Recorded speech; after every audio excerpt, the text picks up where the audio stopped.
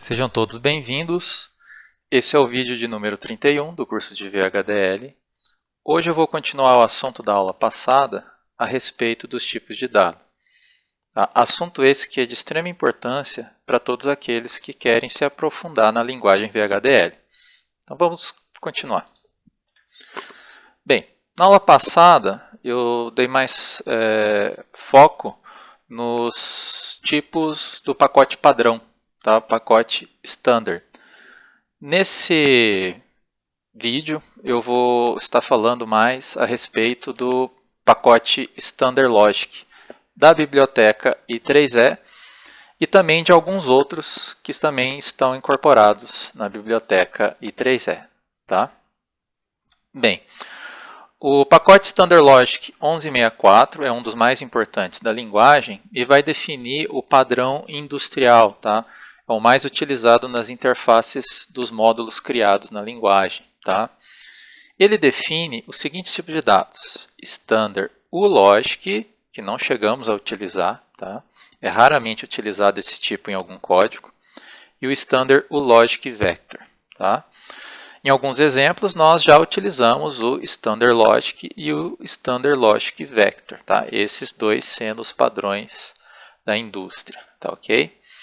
Dentro do pacote existe a chamada função de resolução. Tá? Portanto, o Standard Logic é dito como tipo resolvido do Standard ULogic. E o Standard Logic Vector é o tipo resolvido do Standard ULogic Vector, né? Com base nessa função de resolução. Essa função serve para resolver conflitos de valores. Tá? Isso é muito útil durante simulações. Tá?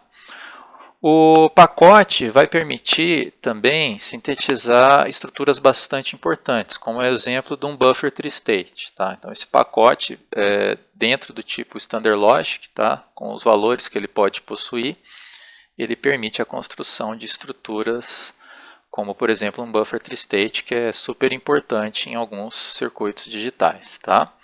E, além disso, ele vai definir operadores lógicos e funções de conversão entre os tipos acima. Tá? São definidas diversas funções, tá? E também são definidos vários subtipos, tá? Desses 4 tipos principais aqui que o pacote oferece. Tá?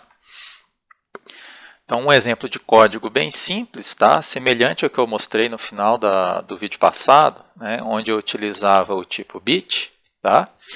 Agora eu estou utilizando o Standard Logic, tá? De forma semelhante ao que é utilizado com o tipo bit. Tá? A diferença aqui é que eu chamei a biblioteca I3E e o pacote Standard Logic 1164, e as minhas entradas e saídas eu defini-las, né, como Standard Logic, ao invés do tipo bit. Tá? E aqui no finalzinho, na arquitetura, eu só faço a operação lógica A AND B, né? Envia isso para a minha saída X, e essa operação aqui só é possível devido a esse pacote aqui, tá? O Standard Logic 1164. Um outro pacote bastante importante, tá? Baseado no pacote anterior, né, no 1164, é o pacote Numeric STD, que vai definir 2 novos tipos. Tá? Eu já utilizei esses tipos em alguns exemplos aqui das aulas.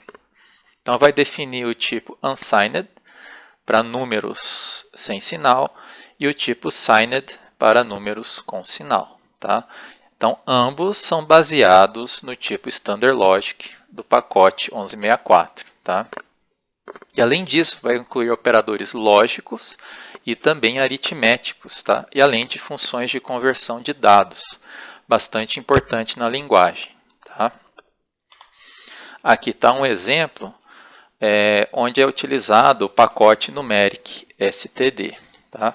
Primeira coisa que a gente nota aqui é que temos a chamada da biblioteca I3E, tá? A chamada do pacote Standard Logic 1164, que também está no pacote I3E, e a chamada do pacote Numeric STD, também da biblioteca I3E. Tá? Aqui trata-se de um contador de 4 bits. Então, temos simplesmente uma entrada de clock do tipo Standard Logic e a minha saída de contagem, que foi definido como Standard Logic Vector com 4 bits, 3 down to 0. Tá? Na arquitetura, eu declaro um sinal contador do tipo unsigned, ou seja, esse contador aqui vai ser um valor, tá, que é representado como um tipo sem sinal, tendo 4 bits, ou seja, ele vai contar valores, ou representar valores, melhor dizendo, de 0 até 15, tá, por ter esses 4 bits aqui. Então, dentro desse process, eu detecto uma borda de descida do clock, tá, e incremento o contador a toda a borda de descida. Muito importante observar aqui, ó, que o contador está recebendo o próprio valor do contador mais 1. Na linguagem VHDL, todo tipo inteiro ele aparece como um número puro na escrita do código. Tá? Então, esse 1 aqui ele é um número inteiro. Mas o pacote numeric std permite essa soma entre o tipo unsigned e também no tipo signed com um inteiro. Tá? Então, você consegue fazer operações aritméticas entre os tipos signed e unsigned e inteiros. Tá? Então, o pacote ele vai permitir essa flexibilidade, o que facilita a escrita do código. Tá? Se ele não permitisse, nós teríamos que colocar essa constante em formato de vetor. Tá? O que deixaria o código um pouco mais confuso. Tá? Então, é importante observar essa facilidade que o pacote nos oferece. Tá? Aqui no final, o valor do contador ele é passado para a saída countout fazendo um cast, tá? Um typecast para o tipo Standard Logic Vector, que é o tipo de saída. Tá? Isso é necessário porque a linguagem ele não faz a conversão automática. Tá? Tem que ter alguma ação aqui no código para transformar o contador que é unsigned em Standard Logic Vector. Aqui no caso é fazendo um cast, que é feito dessa maneira. A palavra Standard Logic Vector e entre parênteses o tipo unsigned. Tá? Também poderia colocar um tipo unsigned aqui dentro que ele passaria para o tipo Standard Logic Vector da mesma maneira. Existe também o pacote numeric bit, que ele é idêntico ao numeric std, tá? Com a diferença que tem como tipo base o bit da biblioteca padrão. Tá? Então ele vai ter as mesmas características, a diferença é que agora o tipo base é o tipo bit. Tá?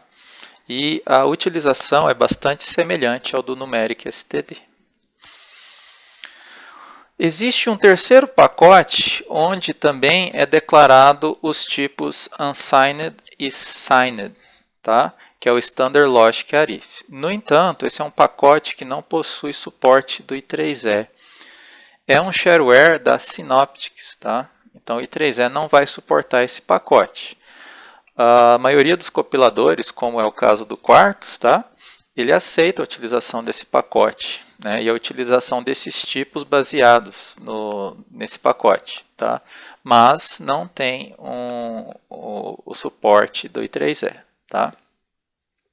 Então ele define esses dois tipos novamente. No entanto, a utilização é diferente do numeric std e do numeric bit. Um exemplo de diferença é que ele define operadores apenas aritméticos, não contém operadores lógicos, tá? Ao contrário dos dois pacotes anteriores. Também vai definir funções de conversão de dados. Tá? No entanto, como se trata de um pacote não padronizado, é recomendável utilizar o numeric std, tá? Já que ele usa como tipo base o Standard Logic, tá? Além de ser padronizado pelo I3E. Além disso, ainda existem os pacotes Standard Logic Unsigned e Standard Logic Signed. Tá? Eles possuem uma função bastante semelhante aos pacotes anteriores, aos 3 pacotes anteriores, tá? Mas agora relacionado ao vetor do tipo Standard Logic, né? O Standard Logic Vector. Tá? Esses pacotes também não são padronizados, tá, pelo I3E e também são sharewares. Tá? sendo que no código eu só posso utilizar um por vez, não os dois simultaneamente. Por quê? Quando eu utilizo o Standard Logic Unsigned, eu considero todo o vetor de Standard Logic como sendo um número sem sinal. E, portanto, eu consigo fazer operações aritméticas diretamente com o tipo Standard Logic Vector. Quando eu coloco o pacote Standard Logic Signed, todo vetor de Standard Logic vai ser considerado um número com sinal e, portanto, eu consigo fazer operações aritméticas também. Tá? Então, por isso, eu nunca posso utilizar os dois pacotes simultaneamente. Tá? Eu estou mostrando esses diversos pacotes, tá? Que são encontrados na biblioteca I3E, mas futuramente eu pretendo mostrar exemplo de todos, tá? As diferenças de utilização e problemas que eu posso encontrar entre um e outro pacote. Tá? Por enquanto, estou me atendo apenas na teoria. Tá? Então, mais para frente eu vou tentar mostrar alguns exemplos interessantes sobre a utilização dos tipos definidos nesse pacote. Então vamos continuar. Outro pacote bastante interessante é o Text.io. Tá? Esse aqui que está na biblioteca std e vai definir tipos de texto, os tipos para texto. Tá? Então você tem o tipo linha, você tem o tipo text, tá? Entre outros tipos, que vão servir para lidar com textos e arquivos. Tá? É a principal utilização do pacote Text.io. Tá? E aqui era onde eu queria chegar, na classificação dos tipos de dados. Tá? Essa classificação que foi proposta pelo Vonei Pedroni nesse livro, Circuit Design and Simulation with VHDL. Tá? Um livro bastante interessante, quem tiver interesse eu recomendo comprar, ele detalha bem a linguagem VHDL e o autor é brasileiro. Tá? É importante ressaltar que não existe uma classificação padrão. Tá? Então essa classificação foi definida pelo próprio Vonei Pedroni, tá? E faz muito sentido. Bem, quanto à fonte da declaração, o tipo de dado ele pode ser pré-definido, que são aqueles que eu acabei de apresentar para vocês, que estão nos pacotes, né, que são chamados. E você também pode definir os seus próprios tipos. Tá? Então, são os tipos definidos pelo usuário. Né? Na linguagem C, conhecido como typedef, né? Type definition. Então, são todos os tipos no qual, durante o código, o próprio usuário define. Né? Também podemos classificar quanto à natureza dos elementos. Quanto à natureza dos elementos, temos os tipos numéricos, tudo aquilo que pode ser entendido como um número, tá? E temos os tipos enumerados, tá? Onde você tem representações simbólicas, tá? Como é o caso do tipo bit, né? Que possui o símbolo 0 e o símbolo 1, ou do tipo booleano, que possui o símbolo true e o símbolo false. Tá? Aqui um exemplo do tipo numérico, tá? Que até agora eu só mostrei para vocês o tipo inteiro, tá? Mas também existem os tipos fixed point e float point. Tá? Esses dois tipos que não possuem muito suporte para síntese, tá bom? Por isso que ainda não foi muito falado esses dois tipos aqui. Tá? Se você der uma olhada na biblioteca padrão, a definição do tipo inteiro vai estar bem próximo ao dessa linha 2 aqui. Tá? Você tem lá type integer is range, né, esse número gigante negativo, até esse número gigante positivo, tá? Que é o range padrão do inteiro. Isso aqui representa 32 bits de dado. Tá? Então, o inteiro ele está preso em até 32 bits. Tá? Então, isso daqui é um tipo de dado que está definido em um pacote. Tá? Então, é um tipo pré-definido. Tá? No entanto, eu também posso criar os meus próprios tipos inteiros, tá? Com faixas de valores diferentes. Um exemplo está aqui na linha 3. Eu posso escrever assim, type grade is range 0 to 10. Tá? Então, agora esse tipo aqui ele só possui valores de 0 até 10. Tá? A declaração de tipos ela pode ser feita em várias partes do código. Tá? como, por exemplo, na parte declarativa da arquitetura, né? Ou dentro de um subprograma, também dá para você declarar dentro de um process, dá para você declarar no interior de um pacote, tá? Então tem vários lugares dentro do código no qual você pode declarar os tipos, tá? Vamos em frente.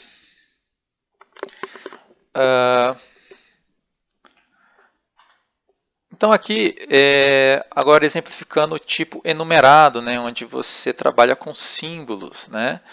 Então são tipos, são valores, são representados por símbolos, tá? E na definição do tipo você tem que ter todos esses valores explicitamente listados, tá? Aqui temos alguns exemplos.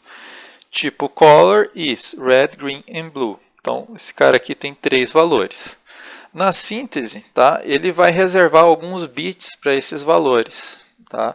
Então no caso aqui, como temos 3 valores, ele vai reservar até de 2 a 3 bits, tá? para esses valores. Depende da codificação utilizada. Mas, a nível de código, tá? Nós temos a simbologia que os símbolos nos representam. Tá? Depois nós temos o tipo pré-definido bit. Tá? Se vocês olharem lá no pacote, ele vai ser definido dessa maneira. Tipo bit is 0 e 1. Possui apenas 2 valores.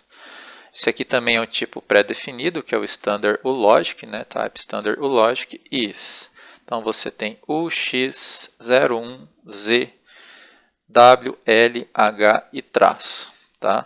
Mais para frente eu vou falar de todos esses valores aqui, né? Um total de 9 valores para o tipo standard uLogic. Tá? E esses 9 valores também aparecem novamente no standard logic. Tá, ok?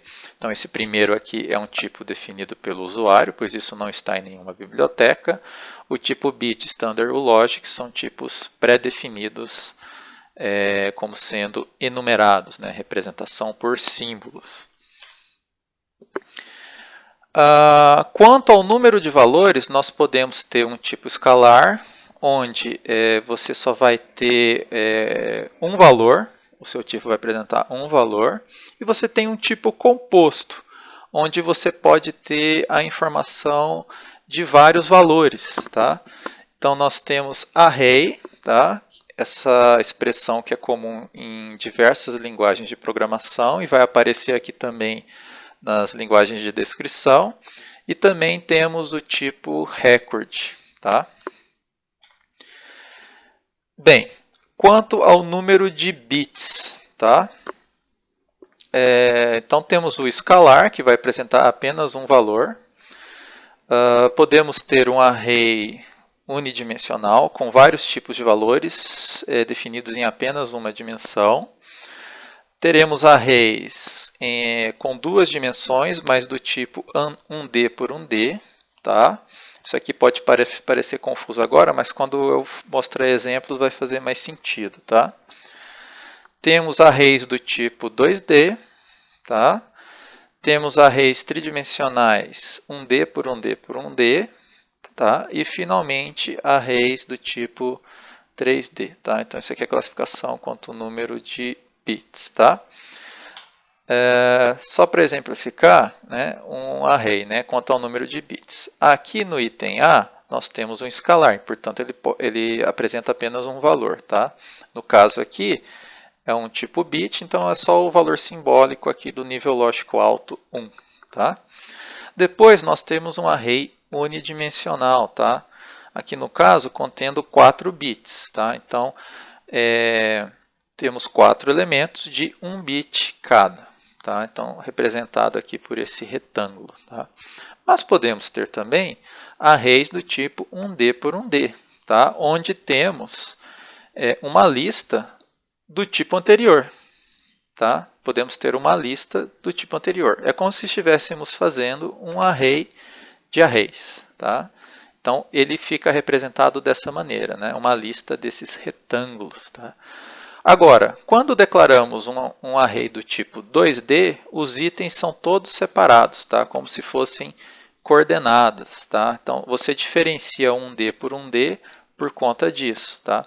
Aqui nós temos uma lista de arrays e aqui nós temos uma matriz de bits, tá? Bidimensional. Tá? Então tem essa pequena diferença.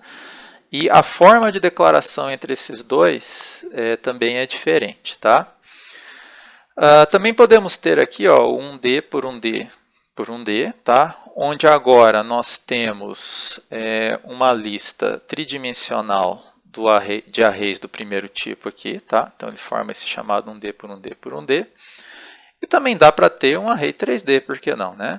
Então é uma matriz tridimensional do tipo bit, tá? Onde você consegue acessar de forma fácil cada elemento aqui do array. Tá? Essas particularidades e formas de declaração dos arrays eu vou estar explicando em outras aulas. Tá? Também podemos falar do pacote de origem. Tá? Quanto ao pacote de origem, podemos ter os tipos padrões, tá, declarados na biblioteca padrão, os tipos Standard Logic, declarado no pacote Standard Logic 1164, tá, da biblioteca I3E, os tipos Unsigned e Signed, declarados em vários pacotes, tá, onde eu consigo fazer operações aritméticas com vetores, tá. E também temos os tipos de ponto fixo e ponto flutuante para trabalhar com números quebrados. Tá? Esse tipo de dado aqui que não possui muito suporte para síntese. Tá? Hoje em dia dá para fazer bastante coisa com síntese utilizando ponto fixo e ponto flutuante, mas não é tão simples de se fazer. Tá? Os pacotes padrões não vão fornecer suporte para síntese utilizando esses tipos de dado. Tá? Então, geralmente o pessoal utiliza propriedades intelectuais que utilizam tipos parecidos. Tá? E é isso pela aula de hoje, pessoal. Depois eu vou dar continuidade aos tipos de dados num terceiro vídeo. Tá? Espero que vocês tenham gostado. Dúvidas podem deixar nos comentários que na medida do possível eu vou tentar resolvê-las para vocês. Né? Então, até a próxima.